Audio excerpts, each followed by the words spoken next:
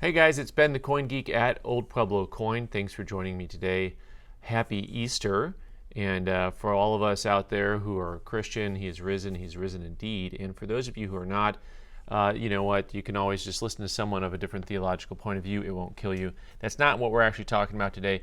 But what I do want to talk about today is usually this is the end of what we would call Holy Week. And Holy Week is generally a time that Christians should take time to kind of examine their lives and think about things a little bit. And so here, of course, we talk about coins, and it is a coin channel, and we're going to talk about just thinking about where the coin market's at, just my thoughts on what I've seen so far in the first quarter of the new year of 2024. And, until you own a small business, you might not think in quarters.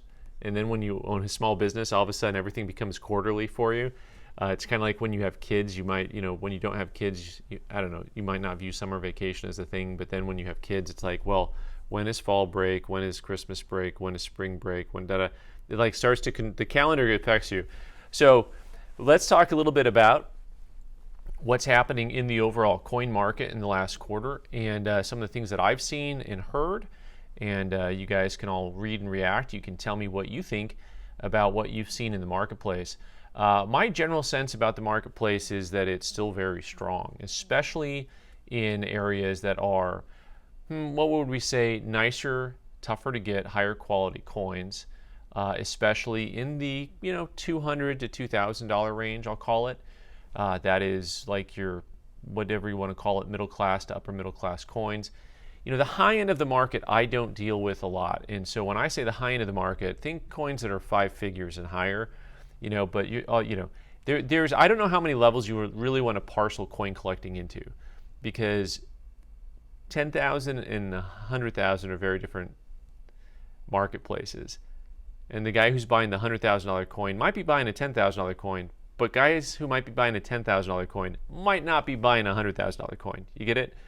So then there's the $1 million coins, and who knows what happens with that stuff. I don't know those people and those buyers. I don't get to hang out with like Jack Black and talk to him about coins, which I'd like to do, by the way. Probably Weird Al too. I'm really convinced that Weird Al is a coin collector. I haven't heard him talk about it, but you guys who've watched UHF, you know what I'm talking about. So the overall coin market seems to be pretty strong for collector coins. Now, what people get misled by a little bit is the fact that you see things that really, really went up during COVID, and we talked about some of the things that went up during COVID, which we predicted would come back down.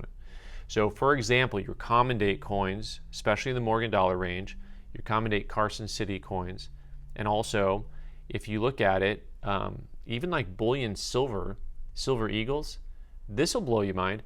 So silver's like $2, $3 higher than it was a year ago, and you can buy silver for less than you could a year ago. So, I would be getting quoted wholesale numbers of $3 or $4 over spot just for generic rounds, and generic silver eagles were $7 an ounce over spot. I think most places you go today, you can buy a silver eagle for $4 over, and it was costing me $7 then, and maybe you can buy them for even less, right? But that's because that demand is not forever. The demand isn't going to be forever for anything that's kind of has a, how would I put this, a bulky, a large collection, a large market feel to it. So like common date Morgan dollars, 90% US coin, right? So we've talked about that on the channel here before, how 90% US coin before COVID was always well below melt.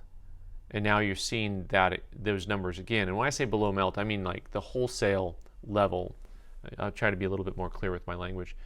That I used to sell 90% silver just at whatever the spot price was. That was full retail. And sometimes I'd sell it for less than that over the counter to customers because the wholesale was much less relative to the spot price. And so you're seeing numbers that are not exactly the same as that, but somewhat comparable. I used to be able to buy silver rounds, like I said before, at $3 or $4 over, and now I can buy silver rounds at 50 or 60 cents over. That's like the wholesale level. But also, if I wanted to sell wholesale, in other words, if I buy over the counter a whole bunch of silver, and I'm not going to inventory all of it because someone's selling me a bunch of it. If I want to wholesale that out to somebody, I might only get 50 cents back of spot to maybe spot on the high end. And that's a lot like 2019.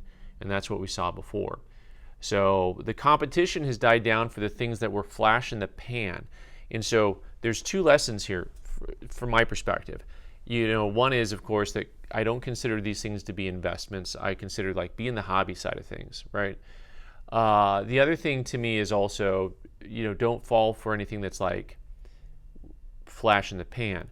Now, this can be a difficult thing to understand because, of course, there's things that take off and maybe they don't come back down quite as hard as some of these other items have, right? So your CC dollars went crazy. Common date CC dollars that were, a couple $100 went up to like 400, and now they're back to 300 or something like that. That's just 82s, 83s, 84s, just using some round numbers there, right?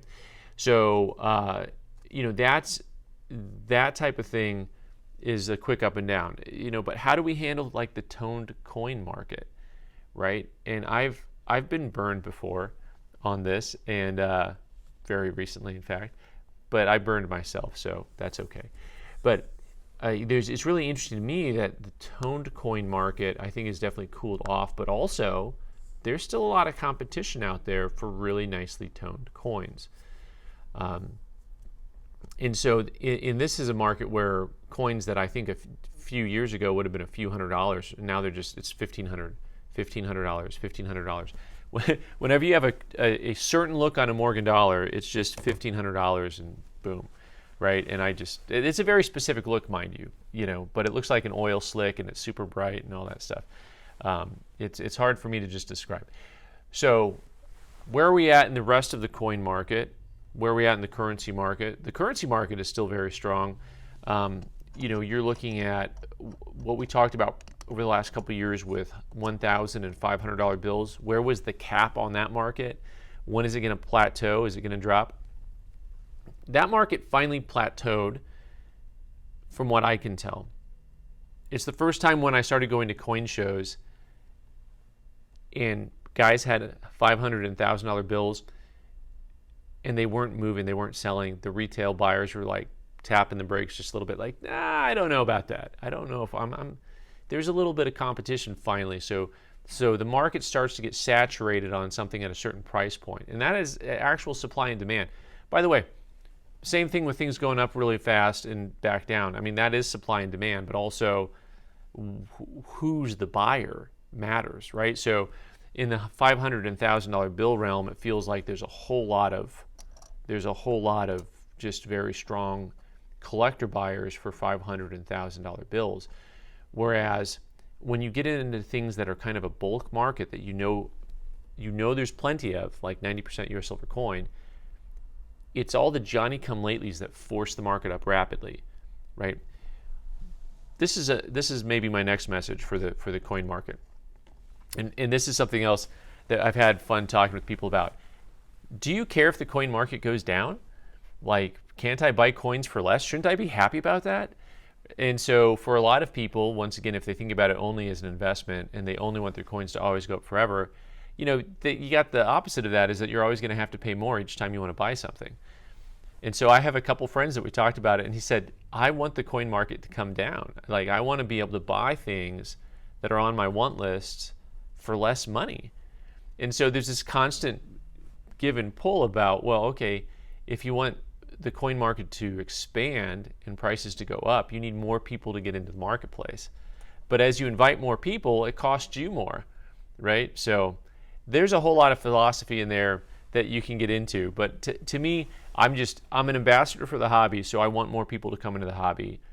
But there's enough things that are inexpensive in the hobby place that are still inexpensive, that will still be inexpensive for years to come, that I want to introduce people to, right? So as people come into the marketplace, I can show them V-nickels and Indian head cents and stuff that for years have been a similar price point. And for years, I think they still will, until you get, just enough inertia to move something a little bit farther upward and onward. All right, something else that people have kind of asked me about, you've got the currency market. What about the world coin market? Ben, we see you doing ancients and stuff, and let's parcel that back a little bit. Can I talk a little bit about the Chinese coin market in specific and how crazy that is? The Chinese coin market is basically like the cryptocurrency market. of coins. Like the prices on that stuff, just you'll see stuff that is, $300, and then 6 months later it's like $1,500, and 6 months later it's like $750. I mean, it's like rhodium, honestly. It's just all over the place. And so I find it to be really a fascinating market. There are certain parts of it that are a little bit more stable than others, but there's just certain things that you see auction prices for, and then you get one, and then you go to sell it, and it's like, it's like half the price of what the last one sold for. I'm like, okay, well, And also it's a hard market to deal in directly with, from my experience, the guys that are market makers on that, it's like, some of them are really hard to deal with as far as just they really, really want to buy stuff from you for a lot less. Like they want the wholesale number and retail number to be like a very big spread. And I find that to be kind of an interesting thing compared to certain areas of the coin market where you just feel like there's a lot of competition for things. And then so the ancient and world market, there's the ongoing debates about whether or not you should have coins slabbed or not. Of course, all the old schools say don't have slabbed coins. I think that slabbed ancients are really good for the marketplace just because you can, for the novice getting into it, you can really verify what you have in what you see. A lot of that stuff has gone up in value and has maintained its value, I think, during COVID. And so for a lot of you out there, I don't necessarily say just jump into ancients and start buying willy-nilly, but I don't want you to do that with any area of the coin market. Hop on in, just buy one, find something that appeals to you historically. Maybe it's a widow's mite, maybe it's Alexander the Great, maybe it's the Athenian owl, as an example, perhaps. Something along those lines. And anything along those lines, just having one is okay. It's okay to have just one of something. And not really a problem there. So weird things are happening in the economy. Everyone says jobs are terrible, and you got homeless everywhere. But then if you try to go out to eat on a Friday night, everything's busy. Most of the people that I know are employed, and yet, I look at the economy, and then like gold and silver going crazy, and there's an election, and that is this, and there's that, and that, boom, boom, boom. Like all of that noise and nonsense, those are things that can affect what happens overall in the coin market. But the reality is that, I mean, if I'm having a message here, the sermon, just stay the course. In other words, enjoy it, enjoy the hobby, enjoy collecting. Just find coins that you're proud to own, and just enjoy it. And don't worry about what the market is at on all these other things. Just if you can afford to buy something, you like it, you want it, that's when you buy it.